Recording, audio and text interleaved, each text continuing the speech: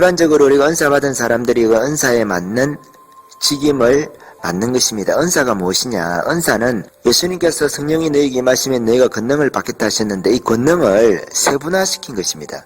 구체화시켰다는 것이죠. 우리가 지상명령을 말씀하실 때 전에도 말씀드린 바 있지만 지상명령이 예수님께서 그냥 땅끝까지 복음 전해라 하실 때 구체적인 방법들에 관해서 구체적으로 말씀해 주시는 것이 성령이 임하면 너희가 권능을 받아서 하라는 것이잖아요. 그 성령을 받아서 권능을 받아서 할 때에 그것이 실제적으로 교회 가운데 수행될 때에 그것을 구체적으로 세밀하게 성령의 권능을 받은 사람, 성령의 충만을 받은 사람, 교회가 성령이 임하면 사역할 때 교회에는 어떤 형태로 나타나느냐, 그것이 성령의 은사라는 것입니다. 그래서 은사는 여러 가지로 나타나죠. 성령이 임하시면 그 임하심의 나타남이라는 것은 믿는 자들 가운데서 여러 가지 형태로 나타납니다. 그 여러 가지 형태를 따라서 받은 은사를 따라서 직임을 주는 것입니다. 교회 가운데서 그렇게 일할 수 있도록 질서 가운데서 사도들이 세우는 것이죠. 할 수 있도록 허락을 한다, 그렇게 보시면 되겠습니다. 직함을 주어서 그렇게 할 수도 있고 직함이 없을 수도 있습니다.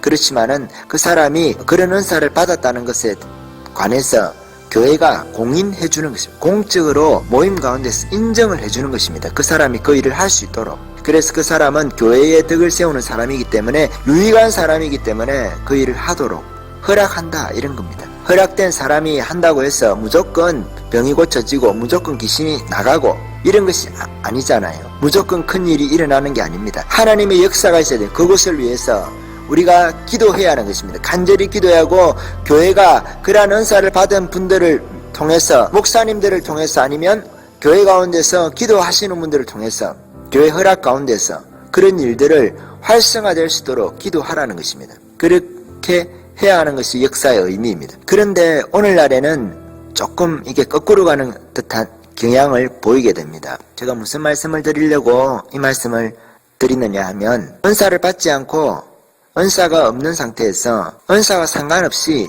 직임을 받는다는 것입니다. 우리 가운데 그와 같은 자신의 은사에 맞는 직임을 받아야 합니다. 그런데 은사 없이 직임을 받는 사람들이 항상 은사에 관해서 공격적인 태도를 취하는 경우를 보게 되어집니다. 아주 위험하죠. 하나님께서 주신, 아니면 교회가 준 권위로 교회를 깨뜨리는 거예요. 성경에서 준 권위를 가지고 성경을 깨뜨리고, 성령께서 주신 권위, 원래는 직임이라는 것은 성령의 은사를 받아야 직임을 얻게 되는 거예요. 그런데 그 직임을 가지고 은사를 공격할 수는 없는 거죠. 무슨 말씀을 드리는지 알겠습니까? 국민이 준 권리로 국민의 주권을 깨뜨리면 안 되잖아요. 국민이 준 권세를 가지고 국민을 아프게 하면 안 되잖아요. 왜? 대한민국의 모든 주권은 국민에게 있고 국민으로부터 나오는 거잖아요. 교회의 모든 주권은 주님께 있고 성령님께 있는 것입니다. 성령님은 하나님이신 것이에요. 성령의 은사를 받아야 직임을 받는 것입니다. 그리스도의 몸된 교회 가운데서 주님이 주시는 직임을 받는 거예요. 은사 없는 직임은 없습니다. 은사를 받은 자들이 직임을 받는 것인데, 오늘날 직임이 있는 자들 중에서 은사를 받았든 받지 않았든 상관없이 은사를 공격하는 분이 있다, 이 말입니다. 하나님께서 주신 권세를 가지고 하나님을 대적하는 것과 마찬가지라는 것입니다.